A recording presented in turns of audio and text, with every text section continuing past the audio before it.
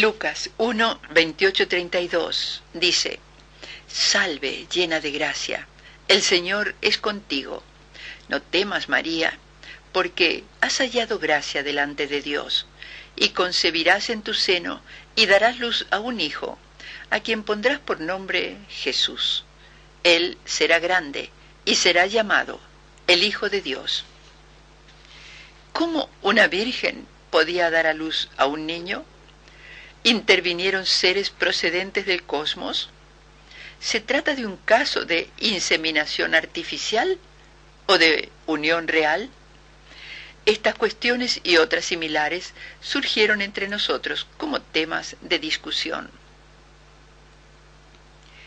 Tratamos también otros aspectos relacionados con las visitas de Jesús a la India, siendo un niño de 13 años y siendo ya un hombre mayor después de su crucifixión. Visitamos la tumba repetidas veces y discutimos las diferentes teorías acerca de la misma. Son estos aspectos que requieren serias consideraciones e investigaciones detenidas. Sugerí que lo mejor sería que algunos de nosotros combinaran sus estudios partiendo de Israel para concluir en Cachemira, el último lugar en que vivió Jesús, que debíamos formar un equipo de lingüistas, historiadores y científicos, de modo que pudiéramos coordinar nuestros estudios y completar nuestro proyecto de investigación en el plazo de un año. La organización de semejante investigación requiere una planificación cuidadosa. ¿Deben compilarse los estudios del equipo en una monografía? ¿O es preferible que publiquemos nuestras investigaciones bajo la forma de una antología?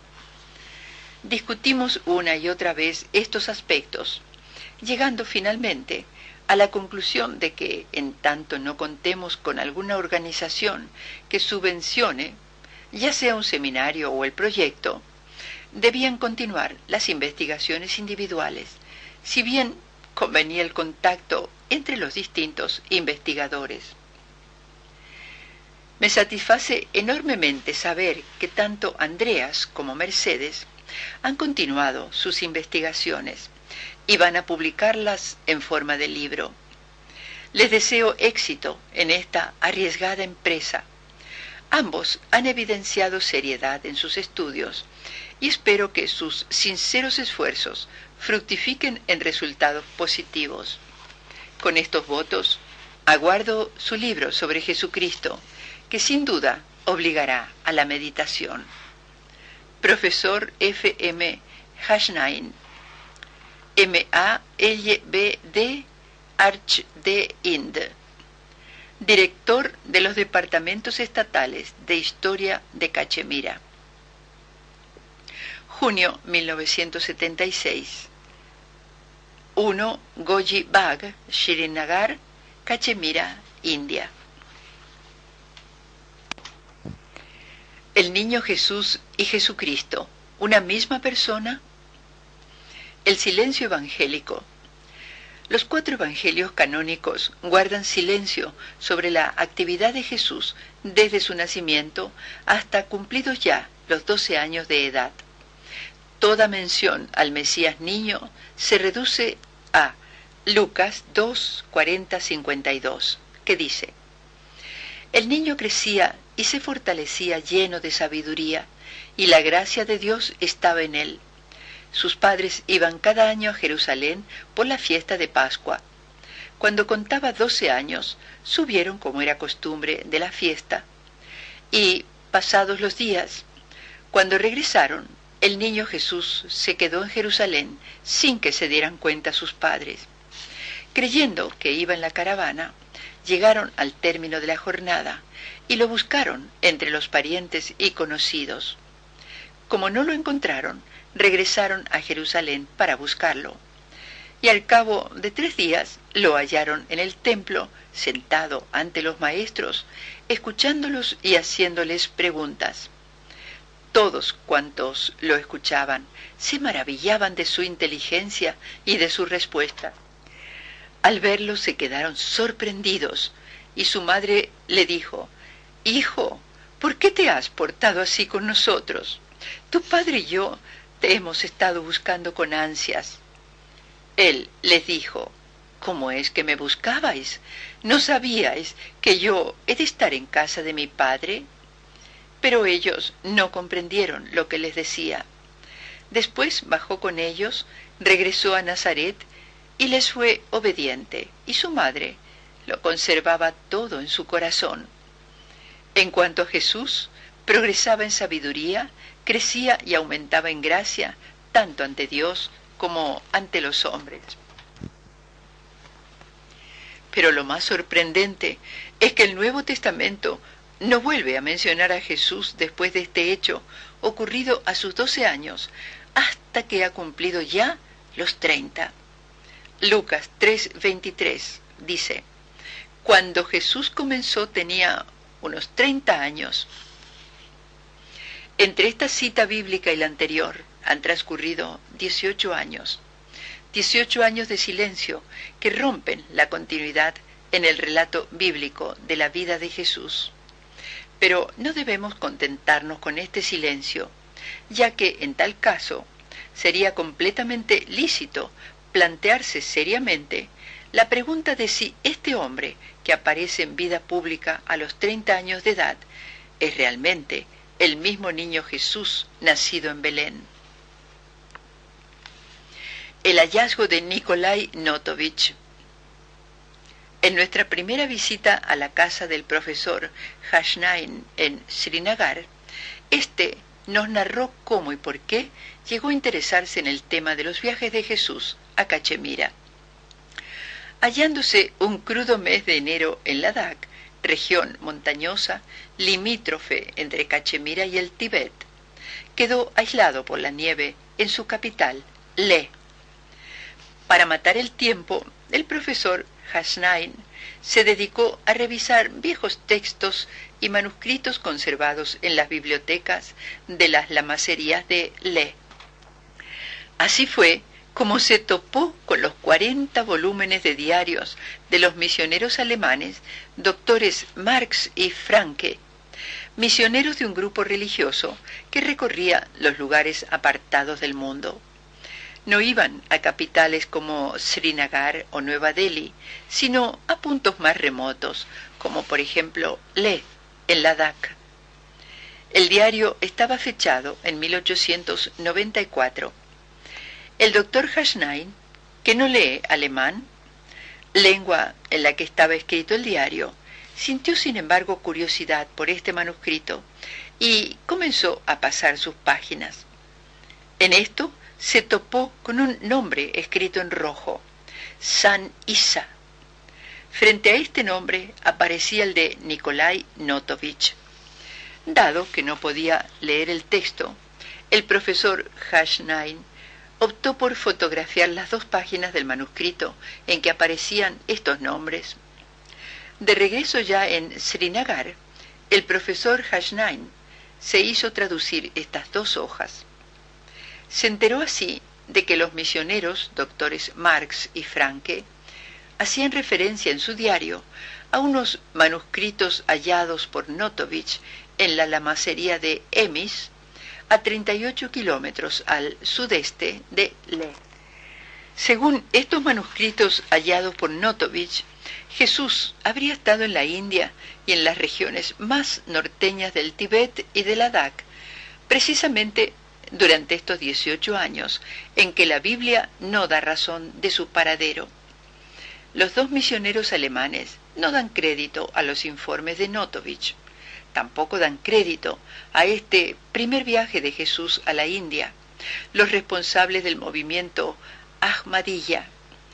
En cambio, el profesor Hashnain está convencido de la autenticidad del testimonio de Notovich y cree que Jesús huyó hacia Cachemira después de ser salvado de la muerte en la cruz, precisamente porque ya habría estado anteriormente en Cachemira. Pero vayamos al texto de Notovich. Nikolai Notovich fue un viajero ruso que a finales de la década de los 80 del siglo XIX, es decir, 1880, exploraba los territorios norteños de la India, avanzando hacia Cachemira y Ladakh, región conocida también como Pequeño Tibet. Después de visitar Leh, capital de Ladakh, Notovich prosiguió viaje hasta llegar a la lamasería de Emis, una de las principales de la región, que alberga además una vasta biblioteca de obras sagradas. Pero dejemos que sea el propio Notovich quien nos resuma el motivo que le impulsó originariamente a viajar a tierras asiáticas. Dice así: finalizada la guerra ruso-turca 1877-1878, emprendí una serie de viajes por Oriente. Después de haber visitado todas las localidades más o menos interesantes de la península balcánica, crucé el Cáucaso en dirección al Asia Central y Persia. Y finalmente, en 1887, partí para la India, el más extraordinario de los países, el que tanto me había atraído desde la más temprana edad. El propósito de mi viaje era entablar conocimiento con sus habitantes y estudiar in situ sus costumbres y carácter, su grande y misteriosa arqueología y la colosal y soberbia naturaleza del país. Yendo de un lugar a otro sin ningún plan preconcebido, llegué al montañoso Afganistán, desde donde emprendí el camino hacia la India a través de los pintorescos pasos de Bolan y Gemai. Después de remontar el Indo hasta Rawalpindi, crucé el Punjab, la región de los 5 ríos, y visité el Templo de Oro de Amritsar, y cerca de Lahore, la tumba de Ranjit Singh, el rey del Punjab. Me dirigí entonces a Cachemira, el Valle de la Eterna Felicidad. Para satisfacer mi curiosidad, recomencé aquí mis vagabundeos, que no cesaron hasta llegar a Ladakh, donde decidí volver a Rusia a través del Karakorum y el Turquestán chino.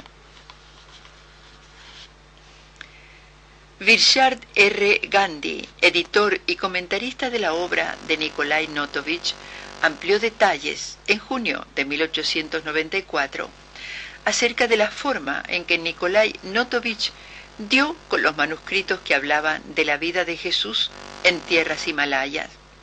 Este es su testimonio. Dice: el día 27 de octubre de 1887 por la mañana, el señor Notovich partió de Srinagar para dirigirse hacia el Tíbet, añadiendo a su comitiva un gran perro que había comprado y que ya había hecho anteriormente el viaje acompañando a los famosos exploradores Bonvalot, Capus y Pepin. Después de llegar a la cadena montañosa que separa el valle de Cachemira del desfiladero de Sindh, el grupo se vio obligado a gatear casi todo el camino para alcanzar una cima de 1000 metros de altura. Los portadores estaban completamente exhaustos debido a la carga y al miedo de resbalar por la empinada pendiente. En el descenso pasaron por los pueblos de Chokodar, Dras, Kargil, etc., en los que solo se detenían para descansar o procurarse caballos de repuesto. Kargil es cabeza de distrito y su panorama resulta realmente pintoresco. Está situado en la confluencia de los ríos Suru y Hualca, cuya orilla izquierda ofrece una de las más sorprendentes visiones que el viajero pueda contemplar. El señor Notovich consiguió aquí relevo de caballos y continuó la marcha por una ruta que estaba muy lejos de ser placentera. Algunas veces había que pasar por caminos muy peligrosos, otras cruzar algún puente movedizo construido como tantos en Cachemira, con 2 haces de largos troncos empotrados en grietas de las rocas, o bien con una hilera de piedras o troncos colocados a través del río y recubiertos de tierra. Al cruzar por estos lugares, el viajero debía temblar pensando en un posible movimiento de una de las piedras o en la oscilación de los troncos, cosas ambas que podían precipitar la construcción al profundo abismo que se abría debajo. El grupo de caminantes cruzó la frontera de Ladakh o pequeño Tibet, quedando muy sorprendido de hallar gentes dulces, felices, que ni sabían lo que era una aldea, ni hallaban gusto en ella. Las tribus de las tierras altas que practican la poliandria son comunidades aisladas que socialmente no tienen conexión con los hindúes.